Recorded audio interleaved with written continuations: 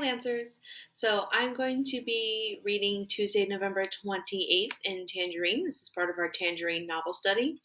So what I am doing is I am on this page here in the learning interface. So again, this is where I go to find YouTube readings of me reading, the reflection questions, and the Flipgrid chats. And we're going to be reading November 28th. And as you can see, just from that first line, things are about to get crazy. Let's go ahead and get started.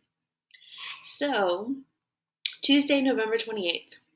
Luis Cruz is dead. When I walked into first period this morning, there was a group of kids standing around and whispering. Henry D. came up to me and said, "Did you hear what happened?" "No." "Tino and Teresa were waiting outside yesterday for Luis to pick them up, but he never came." Teresa called home and told their father. He went out into the grove and found Luis lying there, dead. Found him what? Dead, right out in the new grove. I stared at Henry like he was crazy. Dead? Are you saying that Luis is dead? That's right. Their father called 911. Wayne was one of the guys on the call. He said Luis was dead when they got there, that he had been dead for hours. Dead? Dead of what? Wayne said it might have been an aneurysm, like a blood clot. He thinks Luis got hit on the head. It formed a blood clot, and that killed him. My mind was racing in circles. I finally said, "What? Someone hit Luis on the head and it killed him?" No. Wayne said that the sheriff's deputies don't think it was a murder or anything like that. They think that Luis might have gotten hit on the head last Wednesday night, when all those frozen tree branches were breaking off. They think maybe one of those branches hit him on the head and started that aneurysm thing going. But they don't know anything for sure. I put my hand over my mouth, afraid that I would throw up. I whispered, "He got hit on the head Wednesday night?" They don't know that. They're just saying maybe. One shot to the head 5, 6 days ago? How was that going to kill anybody? Henry could see how upset I was getting. He didn't reply. I mean, you see those guys in kung fu movies getting hit on the head 1,000 times, and they keep fighting, right? Right. I raised my hand and got Miss Pollard's attention. I said, "I gotta go. I'm sick again." I hurried into the hall, pushed past a stream of kids all the way to the office. I asked to use the phone and left a quick message for Mom. "Come back. Right away. I'm sick again." An aide led me into a sterile black and white room that turned out to be the nurse's office. I slumped down into a black chair and waited there, dry-eyed, speechless, and numb. Mom returned at 9 o'clock to sign me out. She told Dr. Johnson, "I guess we send him back to school too early." I rode home in a painful trance. Finally, when we pulled into our development, Mom said, "This cold of yours is really bad. It's really persistent." I nodded slowly. Yeah, I thought, how could she believe that? How could she believe that I'm in the 6th day of a severe cold when I have not coughed nor sneezed even one time? Has it even occurred to her that that isn't the truth? That I might be making it all up? Probably not. I decided to share the part of the truth with her. I said, "Luis Cruz is dead." She thought for a minute. "Who, honey?" "Luis Cruz. He's Tino and Teresa's brother. He was at the Grove the day you drove me out there. I guess you didn't see him. He came to nearly all of our soccer games, but I guess you didn't see him there either. He used to pick tangerines on Merritt Island. He injured his knee doing that. He played goalie for Tangerine Middle School. He invented a new variety of citrus. Then a tree branch broke off and hit him on the head." I looked over at Mom, and she was nodding, sympathetically. Did she want to hear more? Maybe the whole truth? Did she want to hear anything bad? Should I come out right now and say, "Actually, Mom, he wasn't killed by a tree branch. He was killed by Arthur Bauer on orders from Eric"?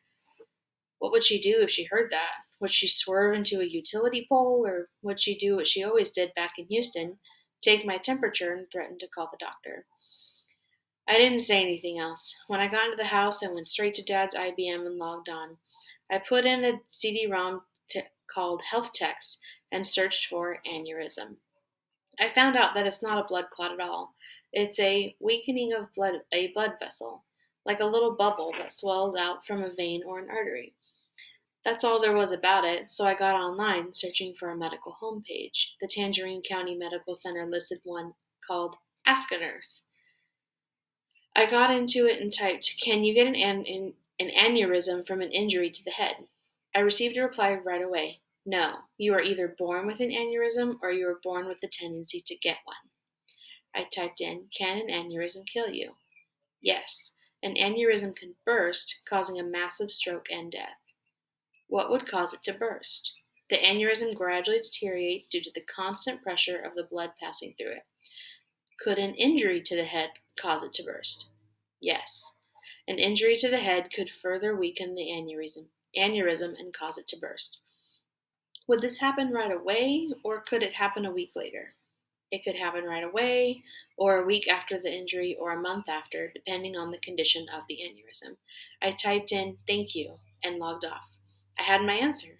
Luis had been killed by Arthur Bauer on Tuesday, but it had taken 6 days for him to die. That shot from the blackjack had been just as deadly to Luis as a shot from a gun. I went upstairs to lay on and laid on my bed until 3:30. Then I called Henry D. "Henry, what else did you hear about Luis?" "I haven't heard anything new from Wayne. I did hear from Dolly that Luis's funeral is going to be on Thursday at noon." "Oh, all right, I'll be there. Do you think the whole team will go?" "I expect so. They all knew Luis. A lot of us owed Luis for things. A lot of us got rides from him in that truck of his." "Yeah. Look, if you hear anything else, anything at all, especially from Wayne, will you please give me a call?" "I sure will." At dinner time, Mom knocked lightly on my door and brought in some vegetable soup and a basket of rolls. I pretended to be asleep. She put them down quietly and started to leave, but she turned and saw that my eyes were open. She said, "How are you feeling, Paul? How was that cold of yours?" I didn't answer, so she just smiled weakly and continued out. And that is November 28th, ladies and gentlemen. So the next step would be, after you've done the reading, is to do the reading reflection questions, which I'll open it up so you can see what that looks like. So my page looks a tiny bit different, but you review the questions. There are 8 of them. You're going to pick 3, and you're going to answer them. Taking a long time to load. There we go. Answer them in this Google Doc or this Google form right here. So once you open it, it'll take you to kind of like a digital assignment for you to answer those questions. And then the very last step after you've answered those questions is to go to Flipgrid, answer those same 3 questions, but in video form. You're going to reply to my video that you'll see posted there. All right, ladies and gentlemen, thank you for joining me for the reading. I'll see you at the next one.